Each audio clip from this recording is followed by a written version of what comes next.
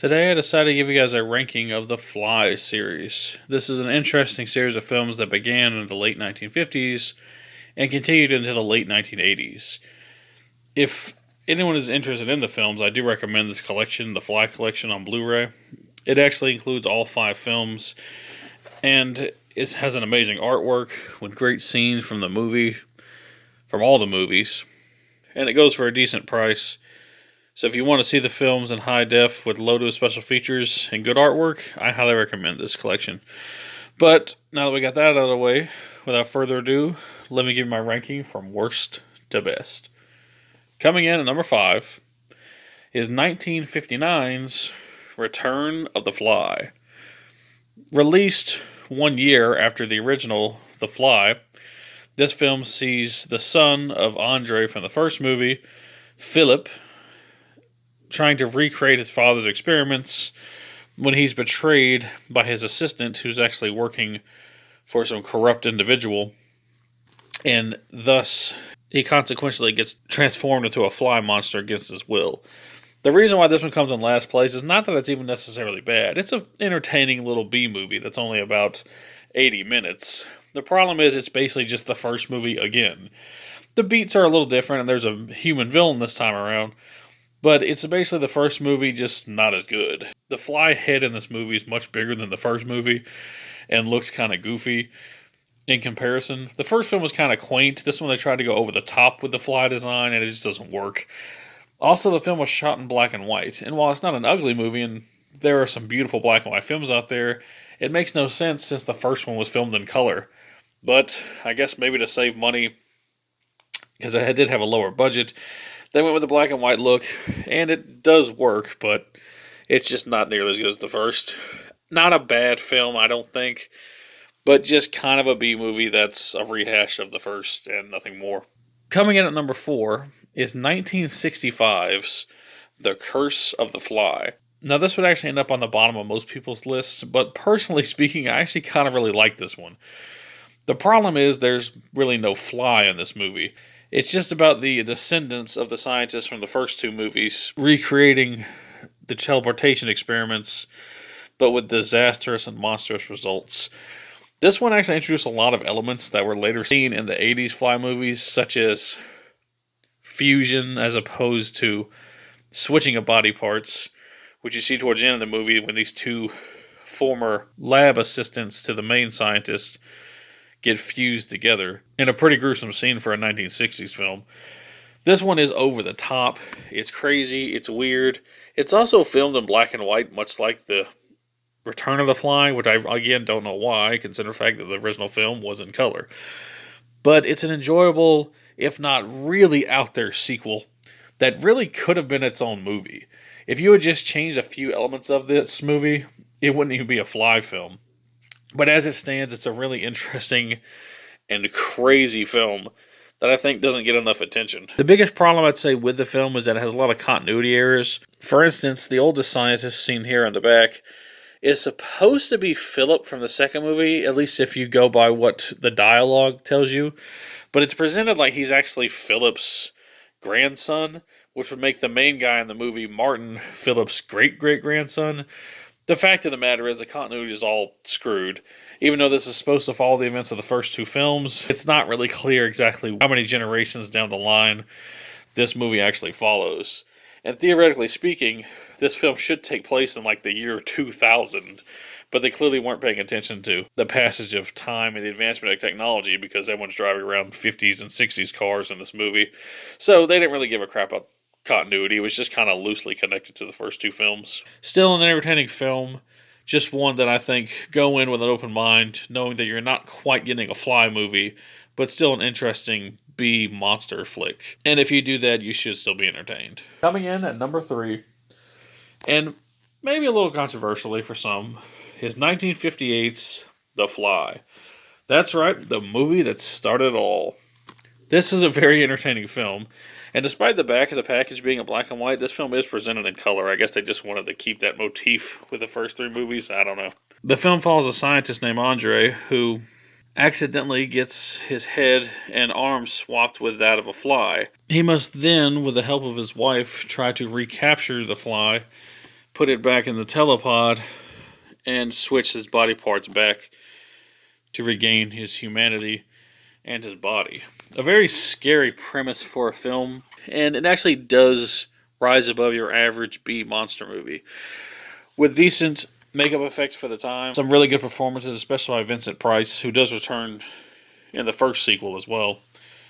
This is an entertaining and fun B movie that over the years has gained legendary status. I do recommend it fully, but it's not my favorite of the series, and it comes in at a really strong third place. Coming in at number 2, and maybe a bit surprising to some, would be The Fly 2. Released in 1989, this film sees the son of Seth Brundle from the first Fly movie, directed by David Cronenberg, trying to recreate his father's telepod experiments. Obviously, that plot is very similar to Return of the Fly, and I think that's what they were going for. This time around, due to his father being mutated and impregnating his mother after the experiment went wrong in the first film, Martin Brundle, the main character, played by Eric Stoltz, has a mutation where he ages rapidly. An idea that they had to have gotten from The Curse of the Fly, which also featured that idea as well.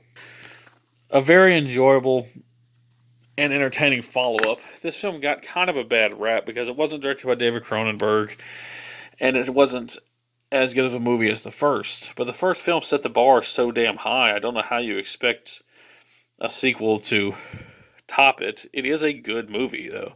I feel this film gets a lot of undeserved hate because it's not as good as the first. And you're right, it's not. But it is a solid motion picture with really good visuals, great gore effects, including a really gruesome one featured on the back of the box here, where a man gets his face melted off in gruesome fashion. Ugh. All in all, an entertaining sequel. Although there is one problem that I have with this movie. Martin, due to his advanced aging, looks to be about 20 years old, but he's actually only 5. He has the mind, at least as far as book sense goes, of a 20-year-old, but he's still 5 years old technically. And his girlfriend, who also works at the lab that he does, sleeps with him in the movie, which to me is just kind of creepy. I understand that he looks like a 20-year-old and physically is, but mentally, at least if we're talking socially, he's only 5, which is kind of messed up on her end, but I guess we can forgive it because it's a movie and it's not portrayed in a necessarily gross light, but it's a problem that I always have with the movie. It's like, dude, he's 5. Find someone else to date. But besides that, it's an entertaining film, and one with gruesome effects, a good story, and a good conclusion to the 80s Fly saga. I would actually hope one day they would continue off of this movie, but I don't think it ever happened. There actually is a comic book that continues this storyline, and it's pretty damn good. I've actually read some of it, and it's a nice continuation of the movie. All in all, a really good film, and one that I recommend. But none can beat number 1's 1986's David Cronenberg directed The Fly. Be afraid. Be very afraid. I love the poster. You see a fly leg coming out and a human arm, making you think that it's going to be like the original film, but it's really not. This movie sees the scientist Seth Brundle, played by Jeff Goldblum. Look at Jeff Goldblum there. Look at his face and his naked body. Trying to create a teleportation device, and in doing so, he accidentally fuses with a fly. That's right, he doesn't switch body parts this time around, he absorbs the fly and slowly becomes a giant fly. A really gruesome and nasty film, but one with a really good story, amazing special effects, some of the best makeup effects I've ever seen put to film. David Cronenberg really brings his A-game here. And David Cronenberg, who does a lot of body horror type films, really does show off with this one. And this is probably his most accessible film. So if you watch this film and you can't stomach it, don't watch any other David Cronenberg films. A very enjoyable and over-the-top 80s remake that actually improves upon the original. Usually remakes are really pointless and just delude an already great film, but not this movie.